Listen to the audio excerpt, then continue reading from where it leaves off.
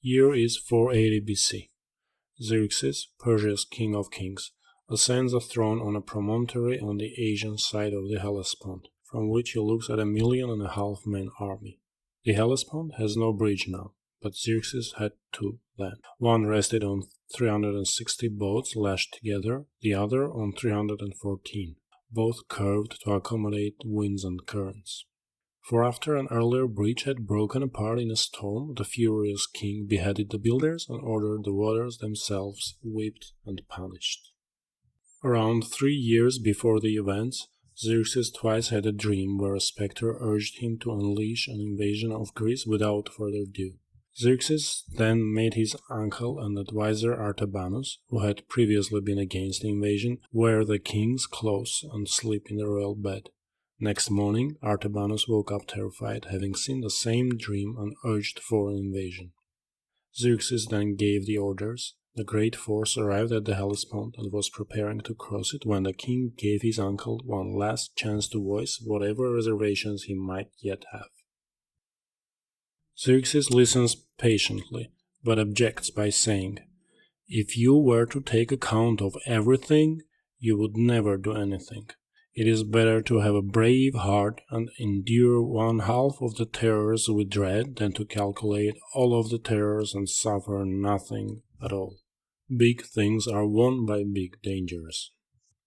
Xerxes sends Artabanus back to rule the existing empire, while turning his own attention to doubling its extent. He prays to the sun for the strength to conquer not just Greece, but all of Europe. The crossing of Hellespont took 7 days and 7 nights. John Lewis Gaddis, the distinguished historian of the Cold War, has for almost 2 decades taught grand strategy at Yale University. In his book called On Grand Strategy, Gaddis reflects on what he has learned. In chapters extending from the ancient world through World War II, Gaddis seeks patterns across time, space, and scale by exploring with readers seminal works and examples of grand strategies. He resorts to Herodotus, Thucydides, Sun Tzu, Clausewitz, Tolstoy, Isaiah Berlin, Octavian Augustus, St. Augustine, Machiavelli, Elizabeth I, Lincoln, to find tangible evidence supporting his framework. For anyone interested in the art of leadership, On Grand Strategy is in every way a master class. Gaddis defines grand strategy as aligning, quote, potentially unlimited aspirations with necessarily limited capabilities, end quote, and highlights the persistent error of focusing on the former while ignoring the latter. The objective grand has to do with what's at stake. Grand strategies have been traditionally associated with planning and fighting of wars. However, it's wrong to say that states have grand strategies but people do not. Everything depends on the impact and importance of the outcome of implementing a strategy. Missing a class at university doesn't seem to be a big deal, but if you consider how not learning something might affect your views in relation to that subject and to other classes, and the major you are going to have, and your career, and falling in love with someone along the way, it can become grand enough. Thus, alignments across time, space, and scale are necessary to assess a strategy.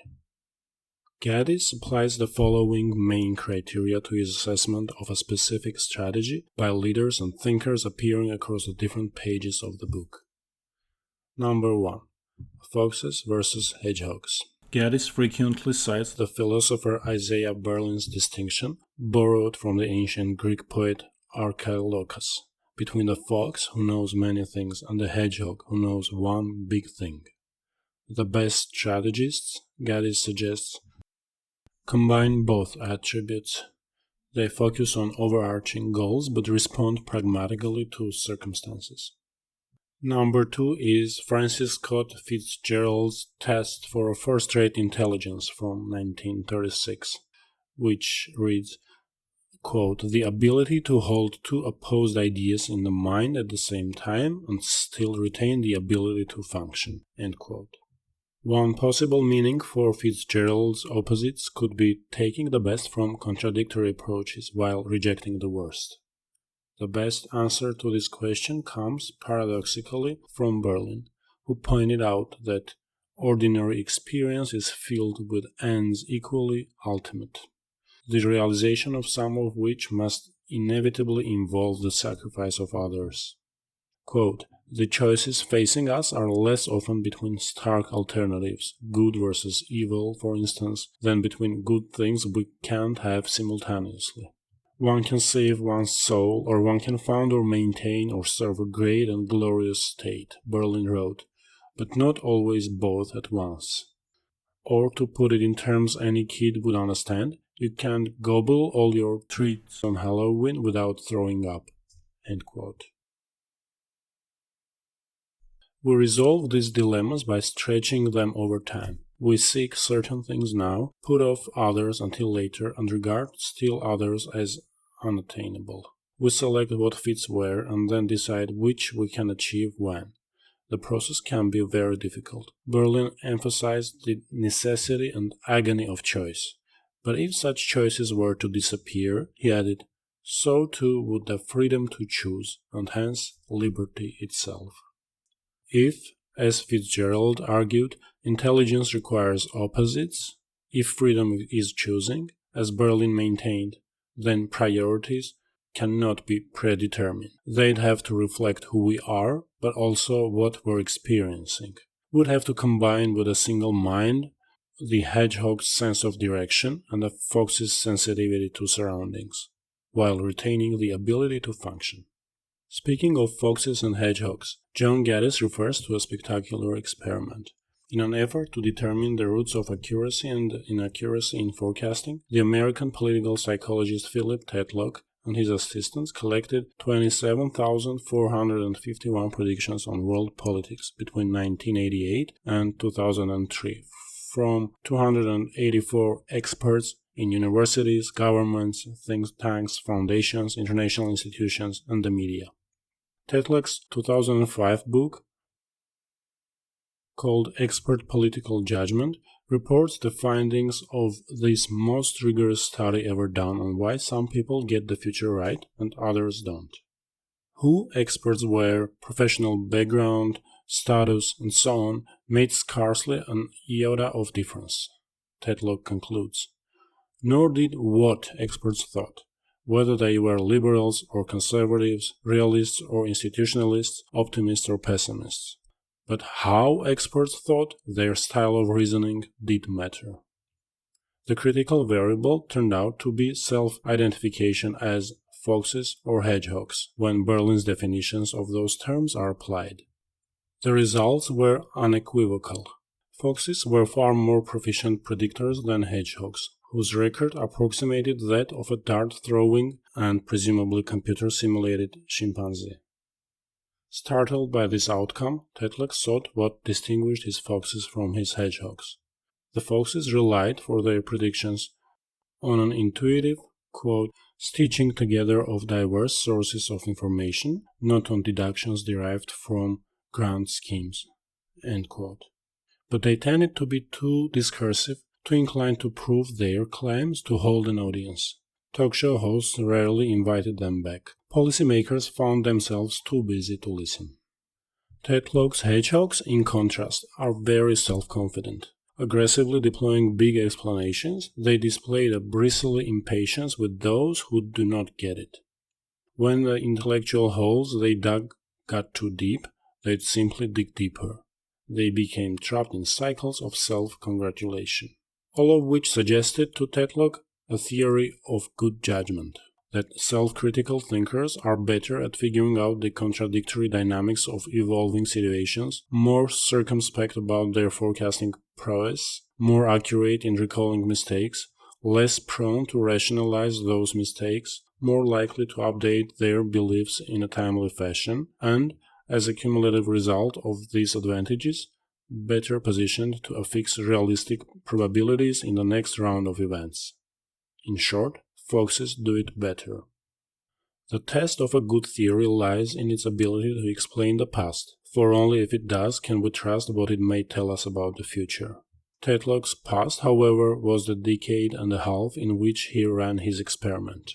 Herodotus offers an opportunity to apply Tetlock's findings, admittedly without his careful controls, to an age far removed from our own. They hold up across this distance surprisingly well.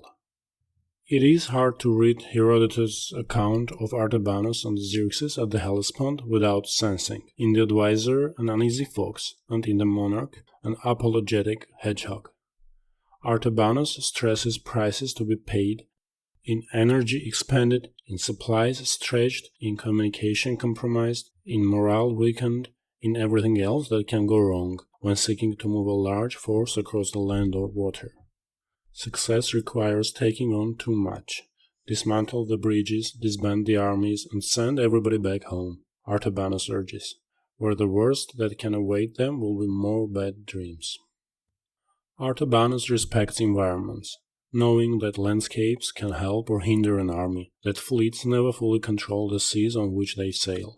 Xerxes, in contrast, reshapes environments. He turns water into more or less solid ground by bridging the Hellespont. He makes ground liquid by cutting a canal across the Athos Peninsula, so his ships won't have to sail around it.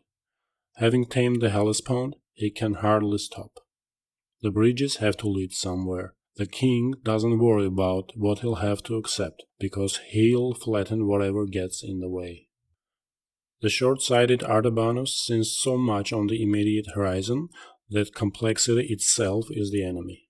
The far-sighted Xerxes sees only a distant horizon on which ambitions are opportunities, simplicity in the searchlight that shows the way. Artabanus keeps changing his mind. His twists and turns are meant, like those of Odysseus, to get him home. Xerxes wants to look only forward.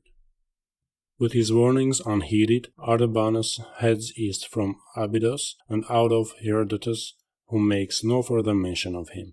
Xerxes moves his armies to the west. Little things add up in unpredictably big ways, and yet leaders can't let uncertainties paralyze them. They must appear to know what they are doing, even when they don't. Xerxes carried this principle to a ferocious extreme. When Pythus the Lydian provided all the troops and treasure the king had requested for the invasion, save only the service of his eldest son, Xerxes found a way to show, unforgettable, his resolve. He had the young men bisected, and then ordered his armies to march between the bloody halves. That left no doubt as to Xerxes' determination. But this literal red line locked him in. He couldn't have rethought his plans now, even if he'd wanted to. As Gaddis puts it, the Hellespont, a boundary between continents, now also separates two ways of thinking that Archilochus anticipated and Berlin would make famous. Now let's return to King of Kings. After crossing the Hellespont, Xerxes advanced, confident that the size of his forces and the opulence of his entourage would make resistance futile. Even if all the Greeks and moreover all the men who live in the western countries were assembled together, they would not be able to fight me, he thinks. His army was so large that it drank rivers and lakes dry before all of his units could get to the other side. Lions, still flourishing in the region, developed a taste for the camels carrying the supplies, and Xerxes was exhausting the capacity of even cooperative Greeks to meet his culinary requirements. Nor could Xerxes flatten all topography. The Persians, to enter Attica, would have to march through the narrow pass at Thermopylae, and it was there that Leonidas' Spartans, a far inferior force, hastily recruited, delayed the invaders for several days. Neither Leonidas nor his elite 300 survived, but their refusal to surrender showed that Xerxes could no longer rely on intimidation alone to get what he wanted. Meanwhile, late summer storms in the Aegean were battering his fleet, while the Athenians, following the orders of their Admiral-General Themistocles, were evacuating their city. This left Xerxes with Napoleon's dilemma at Moscow in 1812. What do you do when you have captured your objective, only to find it abandoned and bad weather on the way? The King of Kings fell back, characteristically, upon still more intimidation. He burned the Acropolis, and then mounted another throne atop another promontory overlooking another body of water, from which to witness what remained of his navy complete his triumph. Surely smoke rising from the holiest temple would demoralize the Athenian citizen rowers. But the bay was Salamis, the triremes were trained, and the Delphic oracle had promised safety behind wooden walls, presumably the kind that floated. So, as Xerxes watched, the Greeks sent his fleet to the bottom of the sea. The king had no choice now but to accept, much too belatedly, his uncle's advice to return home. Themistocles hastened the king's departure by spreading the rumor that the Hellespont bridges would be the Athenians' next target. Terrified, Xerxes hastened to get back across, leaving his demoralized armies to fend for themselves. The Greeks then defeated them at Plataea, but left further retribution imaginatively to a playwright. Aeschyles, the Persians, first performed 8 years after Salamis, depicts Xerxes limping into his own capital to the lamentation of all who'd earlier acclaimed him until this warning from the chastened ghost of Darius: never being mortal ought we cast our thoughts too high. The tragedy of Xerxes and Artabanus is that each lacked the other's proficiency. The king, like Tetlog's hedgehogs, commanded the attention of audiences, but tended to dig himself into holes. The advisor, like Tetlog's foxes, avoided the holes, but couldn't retain audiences. Xerxes was right. If you try to anticipate everything, you'll risk not accomplishing anything. But so was Artabanus. If you fail to prepare for all that might happen, you'll ensure that some of it will. Essentially, failing to plan is planning to fail. Neither Xerxes nor Artabanus, therefore, would have passed Francis Scott Fitzgerald's test from 1936 for first-rate intelligence. But by analyzing how others since Xerxes have managed oppositions of logic and leadership, we can coach ourselves for the crossings we'll sooner or later have to make.